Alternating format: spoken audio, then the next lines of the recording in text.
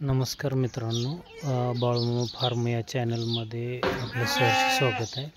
आज जो एक नवीन टॉपिक माझ्या लक्षात आला की चला आज थोडासा वेळ आहे, शनिवार आहे, सुट्टीचा दिवस आहे.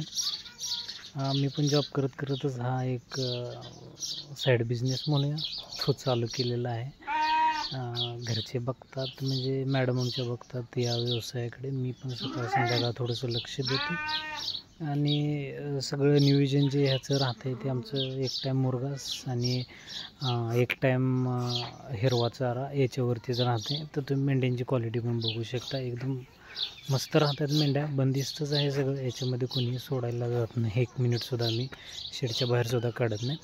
तर आजच्या टॉपिकविषयी बोलायचं झालं तर असा टॉपिक होता की या ठिकाणी जर आपल्याला एखाद्याला नवीन बंदिस्त शेळीपालन किंवा मेंढीपालन चालूच करायचं त्याच्या मनामध्ये आलं तर काय करायला हवं, कसं स्ट्रक्चर असायला हवं, शेडची रचना कशी असायला हवी, किंवा शेळ्या मेंढ्यांसाठी रोजचे रोज क्लिनिंग करणं एक्सपेक्टेड आहे का, कशा पद्धतीने नियोजन असावं, याबद्दल थोडक्यात मी तुम्हाला माहिती सांगणार आहे. जास्त वेळ नाही घेणार, पण पूर्ण माहिती सांगणार आहे. एक 10 मिनटापर्यंत साधारणतः व्हिडिओ जाऊ शकतो. परंतु बघा, या ठिकाणी पहिलं तर शेड जर तुम्ही बघितलं तर वन साईड शेड मारलेला आहे. शेडची रचना ही पूर्व पश्चिम दिशेनं आहे आणि शेड कोणतेही शेड बांधायचं असेल तर शेड हे पूर्व पश्चिम दिशेनंच असावं, जेणेकरून कसं असते, सूर्याची किरणं तुमच्या सकाळी पूर्वेच्या बाजूने एका गाळ्यामध्ये येतील आणि संध्याकाळी दिवस मावळताना पश्चिमेच्या बाजूने एका गाळ्यामध्ये येतील, जेणेकरून पूर्ण शेडमध्ये तुमच्या द्विपाकली शेड असेल तर पूर्ण शेडमध्ये तुमच्या ऊन येणार नाही.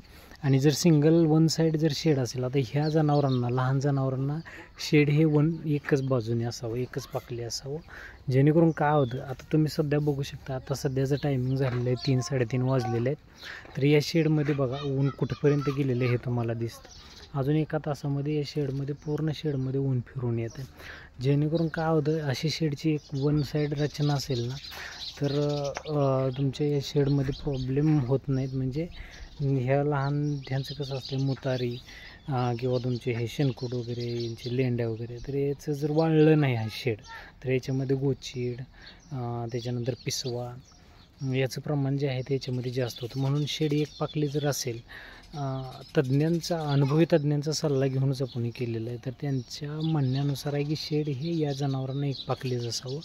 एक पाकली असल्यामुळं ऊन तुमचं आतमध्ये फिरून येतं, ऊन आतमध्ये फिरून आल्यामुळं गोचडा, पिसवा वगैरे काही होत नाही जनावरांना आणि आजार, म्हणजे संसर्गजन्य आजार वगैरे होण्यापासून हे वाचवते तुम्हाला. हे झालं तुमच्या शेडची रचना. बघा अशा पद्धतीनं शेडची फ्रंट बाजू आपण घेतलेली आहे 8.5 फूट उंचीची आहे आणि पाठीमागची बाजू जी आहे ती 7 फूट उंचीची आहे. तुम्ही अजून पुढची उंची कमी घेतली तरी योग्यच आहे. 7x6 जरी केलं तरी बेस्ट होईल, काही अडचण नाही, किंवा 7x5 जरी केलं तरी बेस्ट होतं आहे. जास्त काही उंचीची गरज नाही. आपण सुरुवातीला आपल्याकडून फसलं होतं गणित, आपण द्विपाकलीसाठी नियोजन केलं होतं. नंतर तज्ज्ञ डॉक्टरांनी सांगितले की सर याच्यामध्ये तुम्ही द्विपाकली करू नका, द्विपाकली केलं तरी एका पाकलामध्ये तुमच्या पूर्णपणे सावली राहील आणि त्याच्यामुळे त्या बाजूची जी आहे ती वास वगैरे तुमच्या शेडमध्ये येईल. मग त्यामुळे आपण जे आहे ते शेड एक पाकलीच ठेवलेलं तुम्हाला दिसत असेल. हे इकडं आपण उभंसुद्धा करून ठेवलेलं होतं. तर अशा पद्धतीने, कारण आता काही लोकांचा असाही प्रश्न आहे की म्हणजे पावसाळ्याच्या दिवसामध्ये पाऊस पूर्णपणे तुमच्या शेडमध्ये येईल.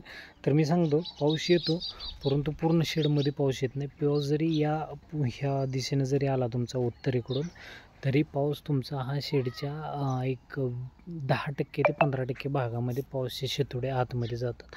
परंतु राहिलेला जो पलीकडचा भाग आहे त्याच्यामध्ये मेंढ्या जाऊन उभा राहतात.